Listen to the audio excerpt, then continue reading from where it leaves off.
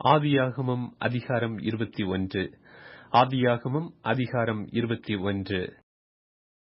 கர்த்தர் தாம் சொல்லியிருந்தபடி சாராள் பேரில் கடாட்சமானார். கர்த்தர் தாம் உரைத்தபடியே சாராளுக்கு செய்தருளினார். ஆபிரகாம் முதிர் வயதாயிருக்கையில் சாராள் கர்ப்பவதியாகி தேவன் குறித்திருந்த காலத்திலே அவனுக்கு ஒரு குமாரனை பெற்றாள்.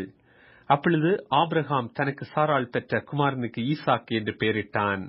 தன் குமாரனாகி ஈசாக்கு பிறந்த 8ஆம் நாளிலே ஆபிரகாம் தனக்கு தேவன் கட்டளையிட்டிருந்தபடி அவனுக்கு விருத்த சேதனம் பண்ணினான். தன் குமாரனாகி ஈசாக்கு பிறந்தபோது ஆபிரகாம் 100 வயதாயிருந்தான். அப்பொழுது சாராள், தேவன் என்னை நகைக்கு பண்ணினார், இதை கேட்கிற யாவரும் என்னுடைய கூட நகைப்பார்கள். சாராள் பிள்ளைகளுக்கு பால் கொடுப்பாள் என்று ஆபிரகாமுக்கு எவன் சொல்லுவான்?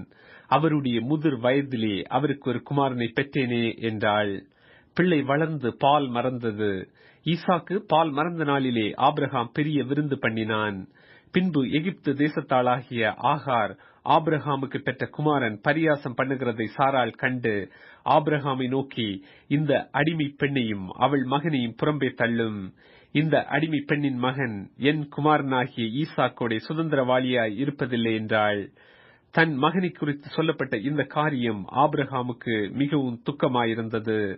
அப்பொழுது தேவன் ஆபிரகாமை நோக்கி, அந்த பிள்ளையையும் உன் அடிமை பெண்ணையும் குறித்து சொல்லப்பட்டது உனக்கு துக்கமாயிருக்க வேண்டாம். ஈசாக்கினிடத்தில் உன் சந்ததி விளங்கும். ஆதலால் சாராள் உனக்கு சொல்வதெல்லாவற்றையும் கேள். அடிமை பெண்ணின் மகனும் உன் வித்தாயிருக்கிறபடியால் அவனையும் ஒரு ஜாதியாக்குவேன் என்றார்.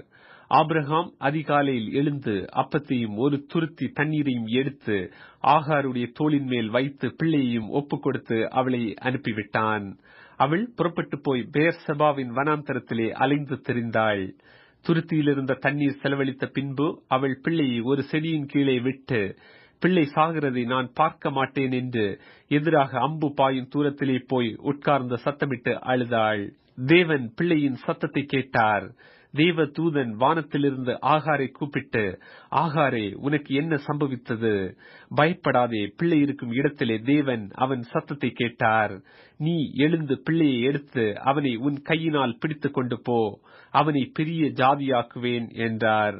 தேவன் அவளுடைய கண்களை திறந்தார். அப்பொழுது அவள் ஒரு தண்ணீர் துறவை கண்டு போய் துருத்தியிலே தண்ணீர் நிரப்பி பிள்ளைக்கு குடிக்க கொடுத்தாள். தேவன் பிள்ளையுடனே இருந்தார். அவன் வளர்ந்து வனாந்தரத்திலே குடியிருந்து வில் வித்தையிலே வல்லவனானான். அவன் பாரான் வனாந்தரத்திலே குடியிருக்கையில் அவனுடைய தாய் எகிப்து தேசத்தாளாகிய ஒரு பெண்ணை அவனுக்கு விவாகம் பண்ணுவித்தாள்.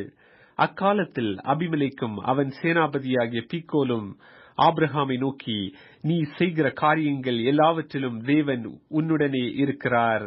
ஆகையால் நீ எனக்காவது என் குமாரனுக்காவது என் பேரனுக்காவது வஞ்சனை செய்யாமல் நான் உனக்கு செய்த தயவின்படி நீ எனக்கும் நீ தங்கியிருக்கிற இந்த தேசத்துக்கும் தயவு செய்வேன் என்று இங்கே தேவன் பேரில் எனக்கு ஆணையிட்டுக் கொடு என்றான். அதற்கு ஆபிரகாம், நான் ஆணையிட்டுக் கொடுக்கிறேன் என்றான். ஆனாலும் அபிமெலேக்குடைய வேலைக்காரர் கைவசப்படுத்திக் கொண்ட துறவி நிமித்தம் ஆபிரகாம் அபிமெலேக்கை கடிந்து கொண்டான்.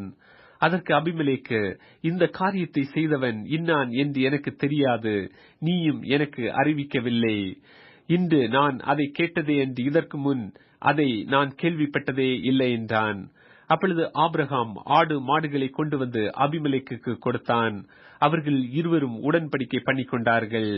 ஆபிரகாம் 7 பெண்ணாட்டு குட்டிகளை தனியே நிறுத்தினான். அப்பொழுது அபிமெலேக்கு ஆபிரகாமை நோக்கி, நீ தனியே நிறுத்தின இந்த 7 பெண்ணாட்டு குட்டிகள் என்னத்திற்கு என்று கேட்டான்.